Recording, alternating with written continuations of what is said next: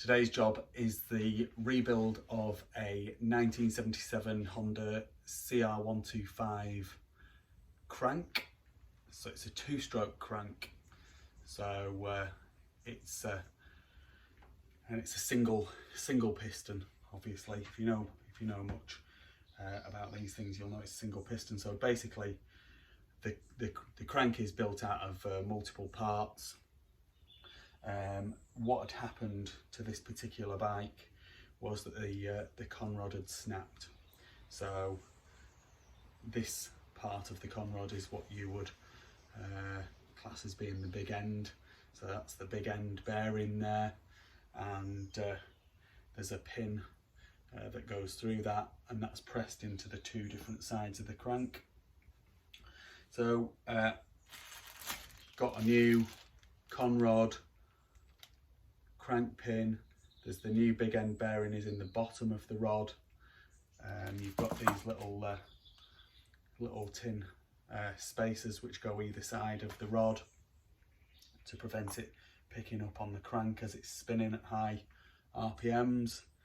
And so the job is basically I've cut through the center of the original crank pin, so that's what that is. So basically you cut through the rod, you cut through the crank pin, and then that separates the two crank webs, and then I've pressed the pin out of the crank. This is called the journal. So the job is really, there's a few things. The crank has got to go back together as square as it can possibly be.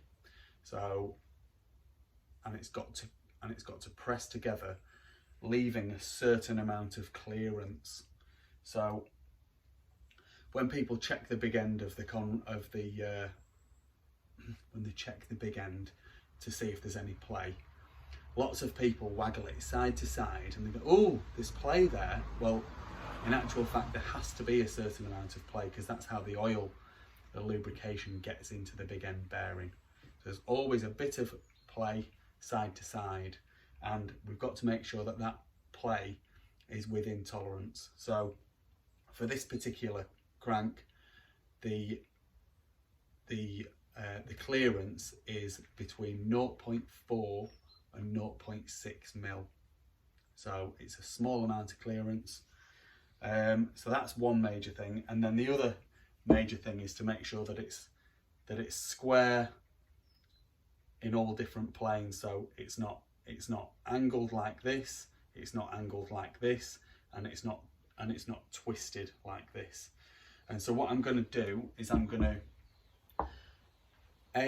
build a little jig. It's not very complicated. It's going to be out of wood. It's basically going to be a box with a space for the conrod to fit through, so that when I put the two crank webs together, I can press them down, and they should be as near as I can get it with the wooden jig to be in square.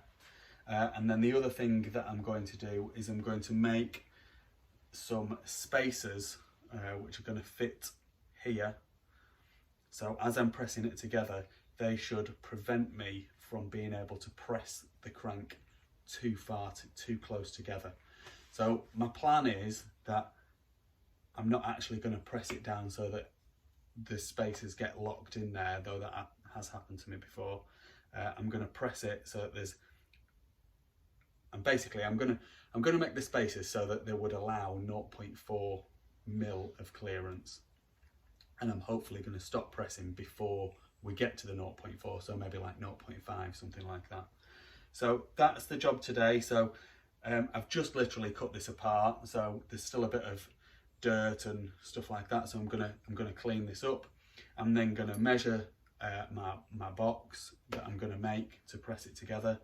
I'm gonna build the box, and then I'm gonna, or the jig should I say, and I'm then gonna measure the new conrod parts using a micrometer, and I'm going to measure, because there's a little step here where these plates fit. There's a little step, so I need to know what that step is, and then I'm going to make my spaces on the lathe. I'm going to make one single piece, and then I'm going to cut it in half basically. So I'm going to cut it in half so they're both identical in terms of height. So that's the job, and then we're going to press it all together, leaving enough clearance, and then we're going to stick it in the lathe, which I'm going to use the lathe as my centres, and then I'm going to measure and then true the crank up, so to make sure that it's not pressed out this way or pressed out this way or twisted, and if it is any of those things, I'm going to correct that problem by using a few different techniques. So that's the job for today. I'm going to be doing little time lapses and little explanation videos through it. So it's going to be quite a bit. It's quite an involved job. It's not something I do all the time. So there we go. That's what we're up to. Okay, so this is the measuring bit. This is the crucial bit that we need to get right to make sure that we can rebuild this crank properly. Now I'm going to admit I have already done this, and I had a bit of a surprise. I've never seen this before. I spoke to one of my friends who's particularly good at this job, and he's also not seen it before. So anyway, I've had a look on the spec for the manufacturer, and they reckon it's right. So anyway, I'll show you that in a minute. So basically, we need to work out the distance between the two crank webs, so that I can machine these spacers up,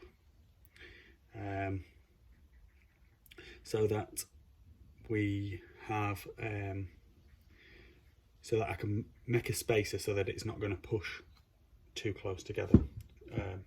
Too tight a clearance is going to make basically less lubrication. So what I wanted to do was I wanted to measure the thrust washers, and I wanted to measure the big end of the rod, so that I can work out, and there is a slight lip here, so we'll be wanting to measure that lip as well, so that we can work out what size we want these spacers to be. So that was my first job, and I thought, oh, it's nice and simple. In fact, so this is a micrometer here. So these are very, very fine, small measurements. This is a vernier caliper. So I've got my vernier caliper and measured the width of the rod. So that's saying 16.3. I'll measure it on the micrometer as well, because I think 16.3 is a bit of a funny number.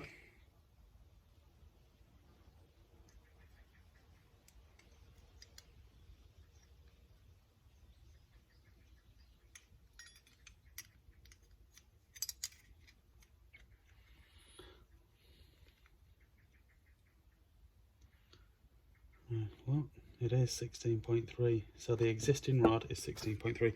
There could be a bit of distortion here. Anyway, and then I measured the thrust washers. So the thrust washers, 0.95mm.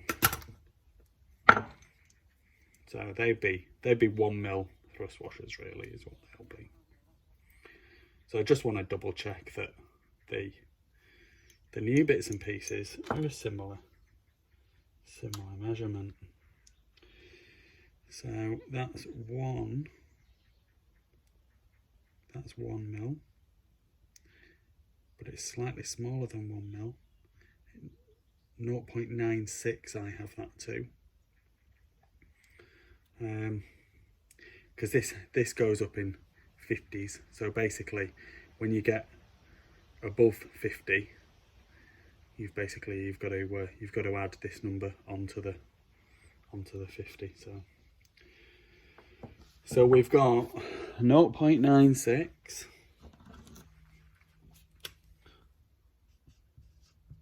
0.96, and there's 2 of them. And then we've got the rod, which was 16.3. So add them together. I'll do that in a bit. So then, yeah, I was just basically sanity checking myself. So check this out. Like I say, this is the bit I've not seen before. So I've seen, there's 4 thrust washers in there. And I've seen that before, and sometimes you get ones of different thicknesses. But watch this. 13.96 mil. So that's totally wrong. Anyway, and these thrust washers, basically they measure 1 mil each. So the thrust washers, I've checked on the manufacturer's website, and this rod ships with two sets of thrust washers. So you double it up. So I'm going to measure the distances exactly with the micrometer, and then I can calculate, and then I'm going to measure this step here, and I'm going to calculate the size of the spacer that I'm going to need to space it out correctly, so that I make a 0.4 mil gap. So that's what I'm going to do now.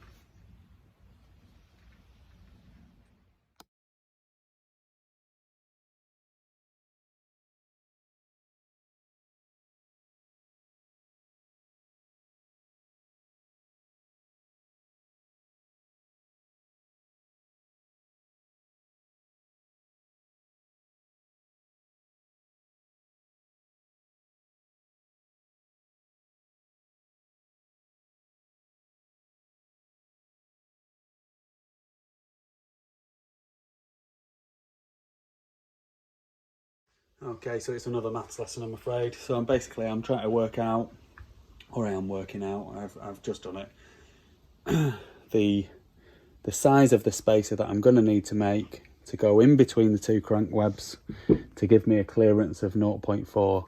So basically the number I'm looking for is the sum of the 2 different steps, so the slightly different measurements, the step on the crank webs.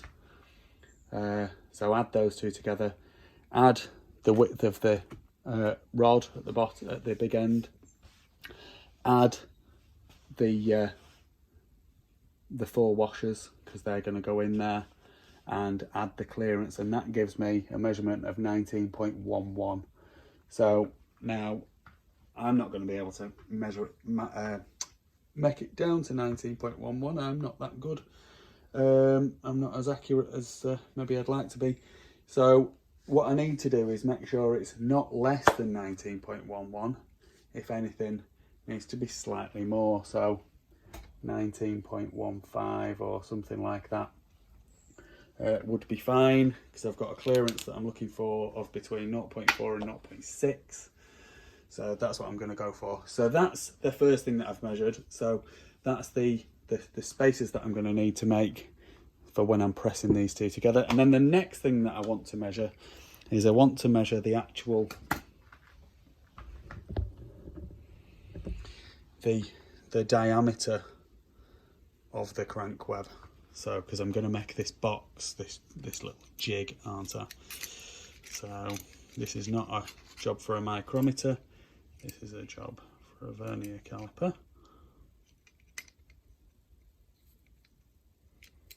So I've got that 86.87. So I'm going to say that that's 87 mil. So that's what I'm going to do. I'm going to cut 4 bits of wood. 80. Well, yeah, I'm going to make it 87, a box of 87 mil.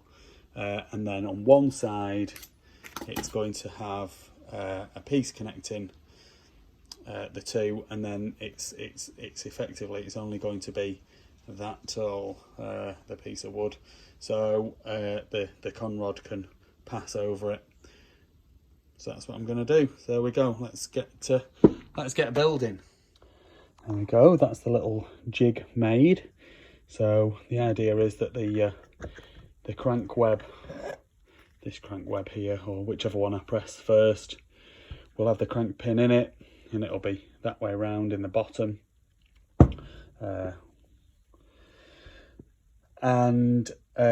Then I'll press the other crank web onto it, and so there shouldn't be any way that it can really rotate, and then the rest of it, the whether it's cockeyed, if you like, would be down to how I press the other web onto this one.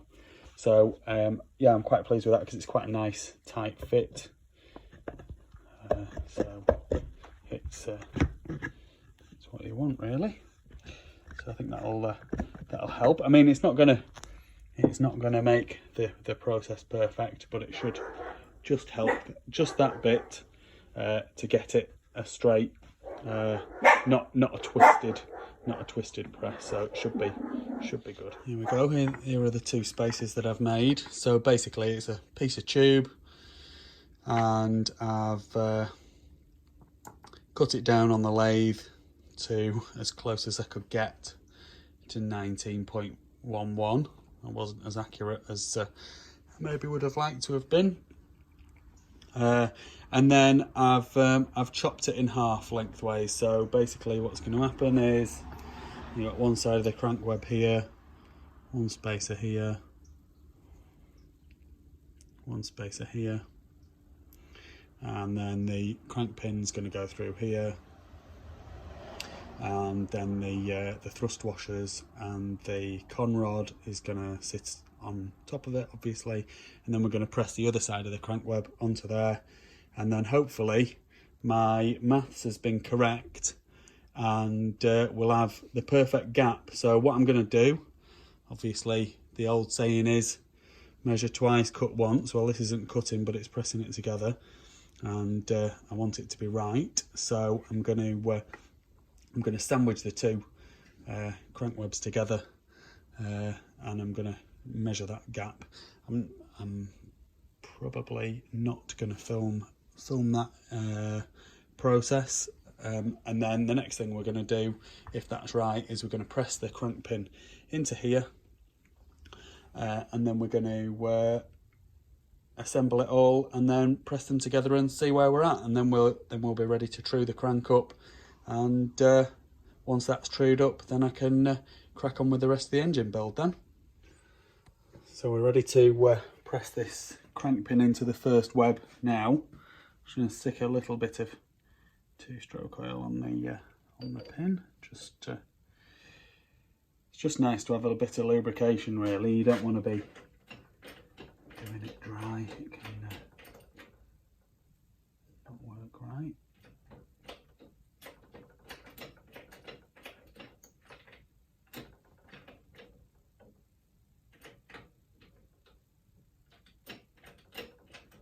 And so it should press in completely straight, but it's not always guaranteed. That's going in nicely there. Just let a bit of pressure off and we'll just have a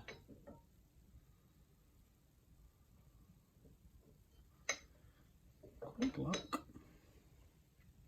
Yeah, that's going in nice.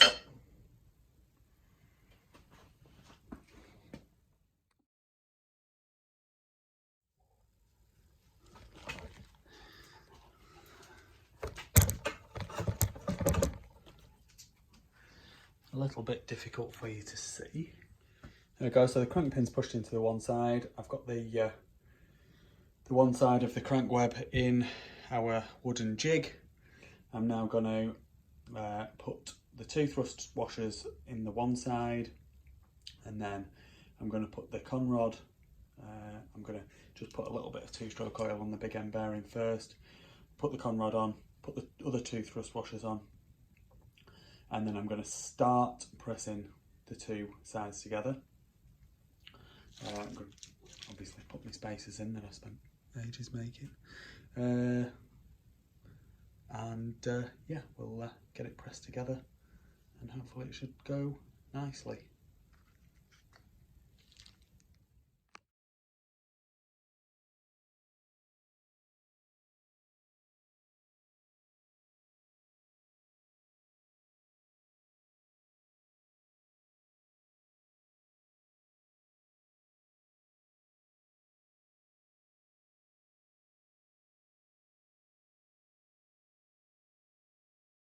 I'm hoping that you can see this all right. So that hasn't gone all the way down to my spacers.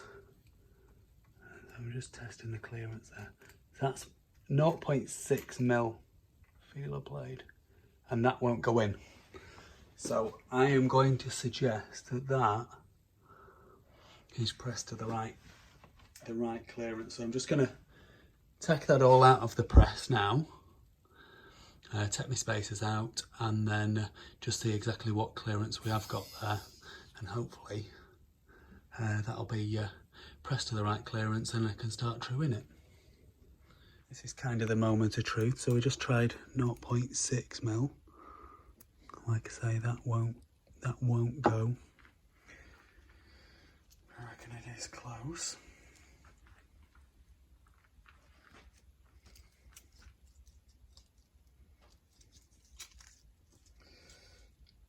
So let's try.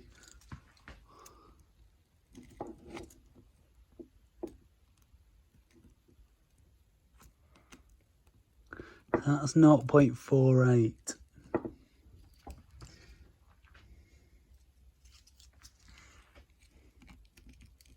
0.4 does definitely go.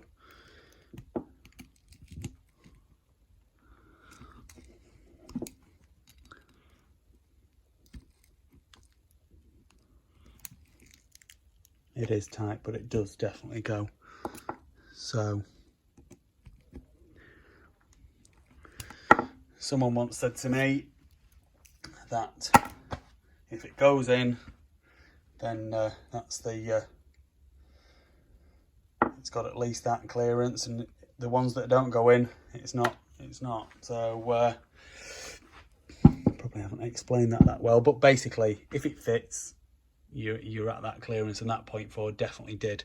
And like I said, the clearance that we were looking for was somewhere between 0.4 and 0.5, 0.4 and 0.6, so we've got 0.4, so that'll do for me, bang on. I had expected with these little spacers that we were going to have a clearance closer to 0.5, but there we go, that's fine, I'm happy with that. So we can get on with the job of truing it now.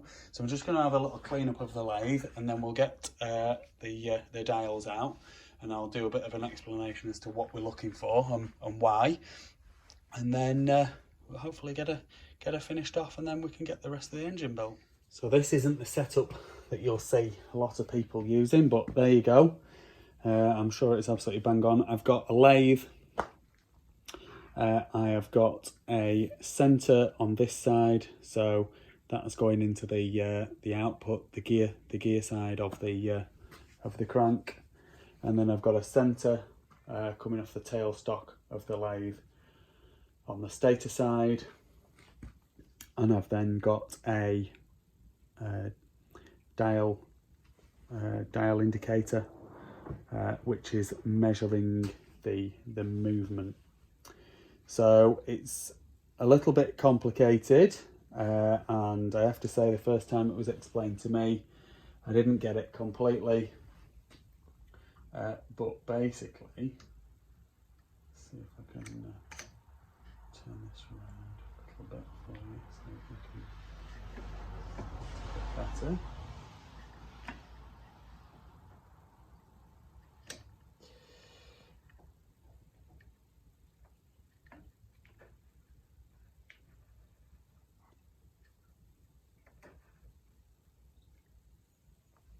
So basically you've got 4 potential axes. So the crank, the 2 webs could be skewed like this or like this, depending on which way. So if they're skewed, basically either the crank pin would be at the front or the back when the dial indicator reads a high point. So the dial goes to the right, so it goes clockwise. So the higher it is, the more the dial moves across to clockwise. So no matter which way around it is, either the high point will be read at this side or this side, but that way you know. So for example, if it's reading a high point at this side, then the webs are skewed like this at this point. So with the crank pin in this side, this web needs to be knocked down. We don't do that in the lathe. And then the other axes are, if the crank pin's at the top, when it's reading a high point, then basically what that means is that the two webs are splayed like this. So it's there's a bigger gap of the crank in the bottom than there is at the top. And then conversely, the other way around, if the rod is in the bottom, the crank pin's in the bottom, when it's reading a high point, then that means that the webs are pinched. So this would need to be separated. So you do that by getting a wedge, like an aluminium wedge, and then knocking it into here to separate the webs slightly.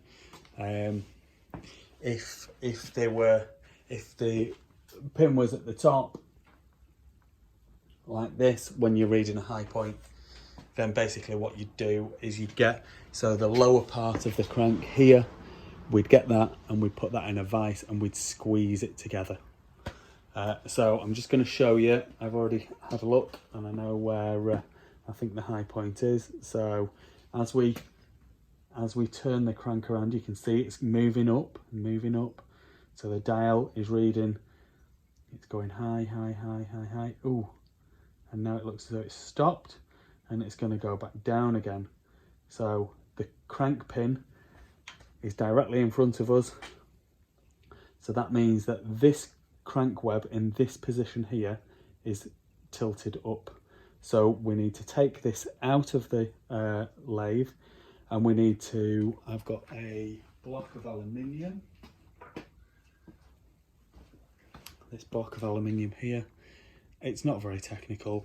Basically, I'm going to whack this part of the crank onto this piece of aluminium. I'm going to do it on the floor because that's the strongest surface that I've got. And then, so I'm going to do that, and then I'm going to come back and I'm going to measure it again and measure it again and measure it again until I've not got very much movement, if any movement at all. So the stator side, I need to knock back effectively in line with the gear side. So that's what I'm going to do now.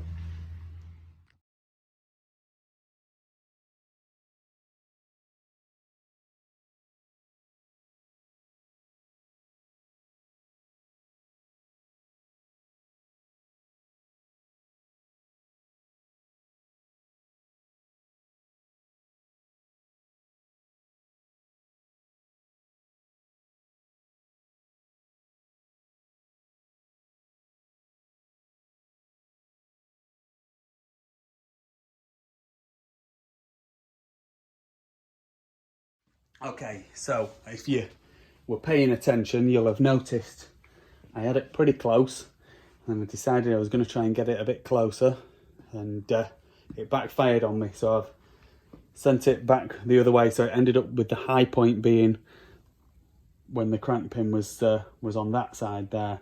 So anyway, so now if you look at the dial indicator, if you can see it, it's like a movement of 200ths of a mil. So that's as good as I'm going to get it. So that's me done with that, which is making me a happy boy, because that means I can get on with building the rest of the engine. So there we go. So the main things to note are, when rebuilding a crank, are to get the clearance between the rod and the crank webs as to being enough. So I've got that to 0.4 mil, which is in spec, and to make sure that the the two crank webs are in line and they're not pinched at this side or splayed out. So, and that's what we've just tested there with our little rig on the lathe, and we've got it trued up pretty good, I would say, and that'll be bang on when it goes back in the bike. There we go. Every day's a school day. Please like this video and subscribe to my YouTube channel. Just search Phoenix Motos.